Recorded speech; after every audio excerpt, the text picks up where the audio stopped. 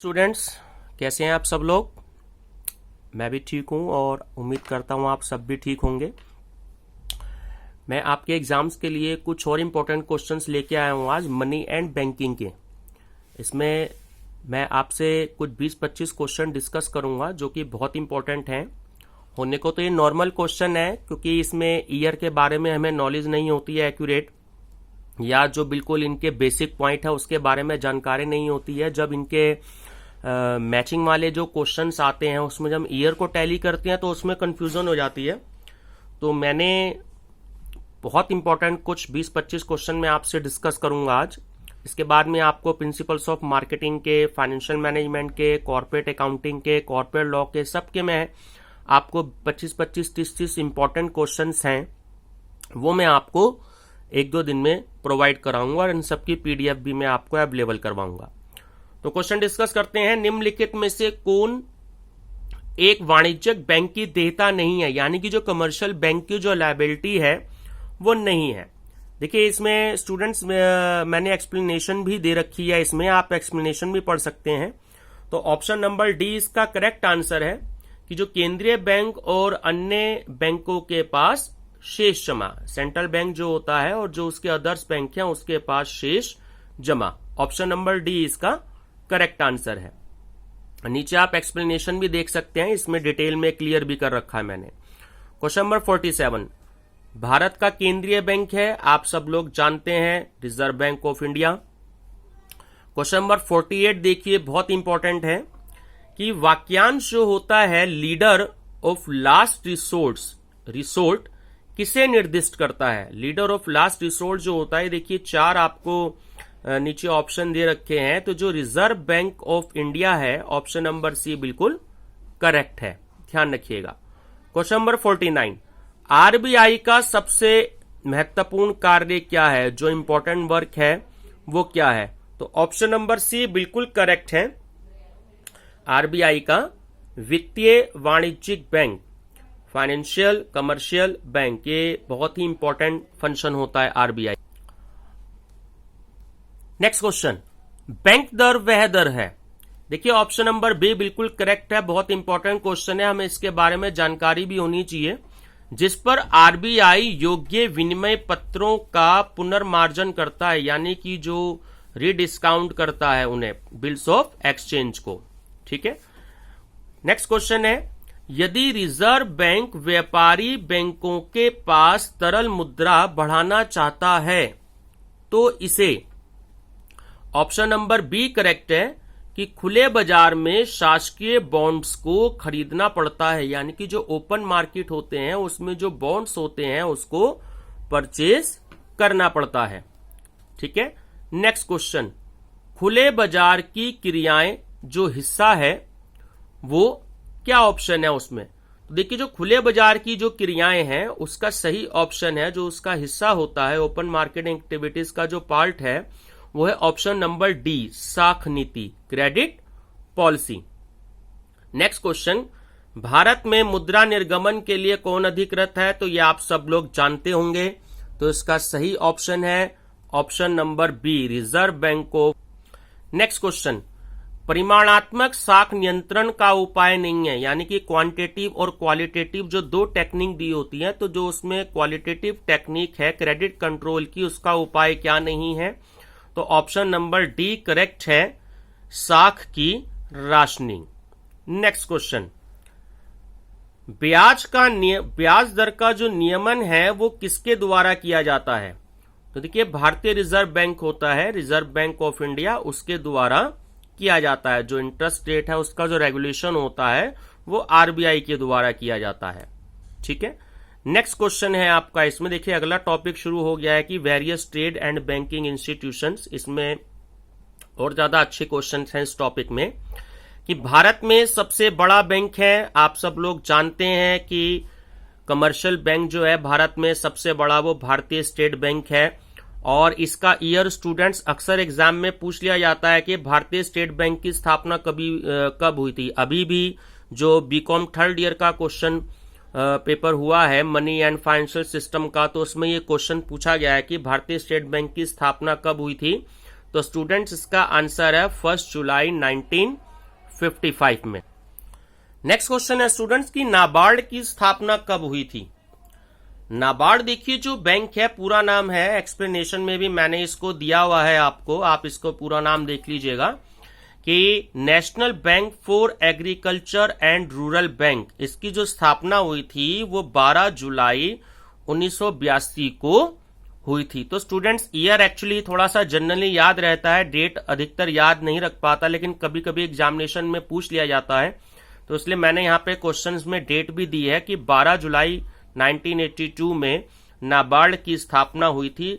आपको इसके बारे में एक दो बात और बता दूं कि कई सारे कंपटीशन में, एनटीए नेट में, बैंक पीओ में, कई सारे कंपटीशन में, एग्जाम्स में क्वेश्चन आया हुआ है कि नाबार्ड का जो मुख्यालय है वो कहाँ है, हेड ऑफिस कहाँ है नाबार्ड का। तो नाबार्ड का हेड ऑफिस है वो मुंबई में है, और जितने भी ग्रामीण क्षेत्र के जो कार्यरत बैंक हैं उनको बढ़ावा देने का ये काम करता है। क्वेश्चन नंबर 58, निम्नलिखित में से किस संस्था की स्थापना पहले हुई थी। तो देखिए स्टूडेंट्स इसमें ईयर की बात करते हैं, जब तक हमें ईयर याद नहीं होते ऐसे क्वेश्चंस में तब तक जो है हमें ऐसे क्वेश्चंस याद नहीं रहते। तो मैंने जो प्रैक्टिस सेट बनाया है एनटीए नेट के कॉमर्स के लिए उसमें भी ये क्वेश्चन दिया है, क्योंकि कई बार ये क्वेश्चन एग्जाम में रिपीट हुआ है। तो आपको याद रखना है कि ऑप्शन नंबर सी करेक्ट है, औद्योगिक वित्त निगम, ठीक है, इंडस्ट्रियल फाइनेंस कॉरपोरेशन। तो चलिए एक बार डिस्कस करते हैं इसको। जो आईडीआईबी की स्थापना हुई थी, आईडीबीआई, वो 1964 में हुई थी जुलाई में। यहां पे थोड़ी सी कंफ्यूजन क्रिएट हो जाती है कि जब दो ही इंस्टीट्यूट्स एक ही ईयर में स्टैब्लिश हो तो वहां स्टूडेंट्स हमें मंथ को याद रखना पड़ता है, तो इसलिए मैंने यहां एक्सप्लेनेशन में जुलाई मंथ आपको दिया है। तो जुलाई 1964 में आईडीबीआई की स्थापना हुई थी, फरवरी 1964 में यूटीआई की स्थापना हुई थी, यूनिट ट्रस्ट ऑफ इंडिया। और स्टूडेंट्स एक जानकारी मैं आपको और दे दूं कि यूनिट ट्रस्ट ऑफ इंडिया ही पहली ऐसी संस्था है जिसने म्यूचुअल फंड्स की स्टार्टिंग करी थी। आज तो बहुत सारी कंपनियां कर रही हैं, बट यूटीआई फर्स्ट कंपनी थी जिसने म्यूचुअल फंड की स्थापना फर्स्ट टाइम करी थी। आईएफसी, देखिए ये हमसे क्वेश्चन में पूछा गया है, ऑप्शन नंबर सी। तो इसकी स्थापना हुई थी वो 1948 में हुई थी। और जो नंबर डी है, औद्योगिक साख एवं वित्त निगम, 1955 में हुई थी। चलिए नेक्स्ट क्वेश्चन डिस्कस करते हैं। स्टूडेंट से बहुत इंपॉर्टेंट क्वेश्चन है, भारतीय स्टेट बैंक की स्थापना कब हुई थी। तो ये आप सब लोग जानते होंगे, कई बार पूछा गया है एग्जामिनेशन में कि भारतीय स्टेट बैंक की जो स्थापना हुई थी वो 1 जुलाई 1955 को हुई थी। स्टूडेंट्स मैं फिर से कह रहा हूं कि डेट पे थोड़ा सा ध्यान देंगे, कई बार डेट एग्जाम में पूछी जाती है। तो 1 जुलाई 1955 को हुई थी, और इसका जो पहले का नाम था वो इंपीरियल बैंक ऑफ इंडिया था। स्टूडेंट्स बीकॉम थर्ड ईयर में सीसीएस यूनिवर्सिटी मेरठ में ये मनी एंड फाइनेंशियल सिस्टम में क्वेश्चन आया है अभी इस साल 2020 में कि इस निम्नलिखित में से कौन सा ऐसा बैंक है जिसका पुराना नाम इंपीरियल बैंक ऑफ इंडिया था। तो मैंने आपको अभी बताया कि जो भारतीय स्टेट बैंक है उसका पुराना नाम इंपीरियल बैंक ऑफ इंडिया था। नेक्स्ट क्वेश्चन, भारतीय रिजर्व बैंक ऑफ इंडिया की स्थापना कब हुई थी। तो देखिए ये भी बहुत इंपॉर्टेंट क्वेश्चन है। इसकी स्थापना जो हुई थी, अधिनियम तो इसका कहलाता है 1934, बट इसकी जो स्थापना हुई थी वो 1 अप्रैल 1935 में हुई थी। और आप सब लोग जानते हैं ये हमारे इंडिया का सेंट्रल बैंक भी है। क्वेश्चन नंबर 61, निम्नलिखित में से कौन सा बैंक कृषि एवं ग्रामीण बैंक को प्रोत्साहित करता है।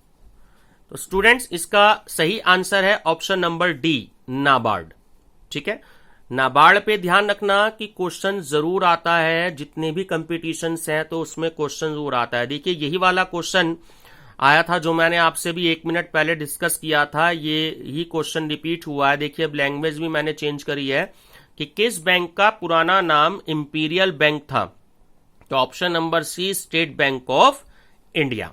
ठीक है, नेक्स्ट क्वेश्चन, सिडबी एक शीर्ष वित्तीय संस्था है। तो देखिए इसमें पूछा है किस चीज के लिए, स्टेट लेवल की होती है ये। तो छोटे एवं, इसका पूरा नाम पहले मैं आपको बता देता हूं, small industry development bank of India. ठीक है स्टूडेंट्स, ये क्वेश्चन भी सीसीएस यूनिवर्सिटी मेरठ में बीकॉम थर्ड ईयर में मनी एंड फाइनेंशियल सिस्टम में इस बार पूछा गया है कि सिडबी जो एक शीर्ष संस्था है वो किस चीज के लिए होती है। तो ऑप्शन नंबर सी करेक्ट है कि छोटे एवं मध्यम उपक्रमों के लिए। तो क्वेश्चन ये पूछा गया है कि जो सिडबी है वो उसका जो मुख्यालय है वो कहाँ है, यानी कि जो हेड ऑफिस है वो कहाँ पर है। तो इसका जो हेड ऑफिस है वो लखनऊ में है, उत्तर प्रदेश में। और इसके जो है 5 रीजनल ऑफिस हैं, क्षेत्रीय कार्यालय 5 हैं, और 21 जो इसकी ब्रांचेज हैं वो देश के अलग अलग सिटीज में हैं। और स्टूडेंट्स, इसकी जो स्थापना हुई थी, ध्यान रखिएगा एग्जाम में अक्सर पूछ लिया जाता है नाबार्ड की तरह कि 1990 में इसकी स्थापना हुई थी। तो देखिए स्टूडेंट्स, ये क्वेश्चन फिर से आ चुका है। मैंने आपको पहले की वीडियो में भी डिस्कस किया है कि योजना आयोग का अध्यक्ष कौन होता है, तो हम इसे काट के अब नीति आयोग कर देते हैं। कुछ साल पहले का आया हुआ क्वेश्चन है तो इसलिए योजना आयोग है। अब यहाँ पे क्वेश्चन आपसे इस समय पूछा जा सकता है कि नीति आयोग का अध्यक्ष कौन होता है। तो स्टूडेंट्स, मैंने आपको कई बार ही बताया है कि जो नीति आयोग का अध्यक्ष होते हैं वो हमारे देश के प्राइम मिनिस्टर होते हैं। नेक्स्ट क्वेश्चन, भारतीय बैंकिंग नियमन अधिनियम कब पारित हुआ था? तो स्टूडेंट्स, इसका सही आंसर है ऑप्शन नंबर सी 1949 में। ध्यान रखना, भारतीय बैंकिंग नियमन अधिनियम पारित हुआ था। नेक्स्ट क्वेश्चन की हम बात करते हैं। देखिए क्वेश्चन अब इंपॉर्टेंट नहीं है लेकिन पहले बहुत इंपॉर्टेंट था। अब आपसे क्वेश्चंस जो हमारा 15वां वित्त आयोग है उसके अध्यक्ष के बारे में पूछ सकता है। तो फिलहाल हम अभी इस क्वेश्चन को डिस्कस नहीं कर रहे हैं। नेक्स्ट क्वेश्चन है कि निम्नलिखित कंपनियों में से किसे Tata energy research institute, short में TERI, पुरस्कार मिला है? तो ध्यान रखिएगा, ये इंपॉर्टेंट क्वेश्चन है कि Shriram jute products limited company को टाटा एनर्जी रिसर्च पुरस्कार TERI पुरस्कार मिला। ठीक है, क्वेश्चन नंबर नेक्स्ट, पहले इसे बैंक ऑफ इटली के नाम से जाना जाता था, आज इसका नाम है। देखिए स्टूडेंट, बहुत इंपॉर्टेंट क्वेश्चन है कि वो कौन सा बैंक है। तो ऑप्शन नंबर सी करेक्ट है कि जो सिटी बैंक है उसका पुराना नाम बैंक ऑफ इटली है। पहले इसे बैंक ऑफ इटली के नाम से जाना जाता था लेकिन बाद में इसका नाम बदलकर सिटी बैंक कर दिया गया है, और ये मेनली जो है फाइनेंशियल सर्विसेज प्रोवाइड कराती है। नेक्स्ट क्वेश्चन, देखिए ये क्वेश्चन भी बहुत इंपॉर्टेंट है, कई बारी एग्जामिनेशन में पूछा गया है कि IDBI और ICII उदाहरण है किसके हैं? तो ये आपको सबको पता है कि ये जो है हमारी विकास वित्तीय संस्थाएं हैं। तो सही इसका जो आंसर है, करेक्ट आंसर है, वो है option number C. Thank you students. अगर क्वेश्चंस पसंद आए हो तो उन्हें लाइक, शेयर और सब्सक्राइब जरूर करिएगा। इससे आगे के क्वेश्चंस मैं आपको नेक्स्ट वीडियो में अपनी प्रोवाइड कराऊंगा। Thank you.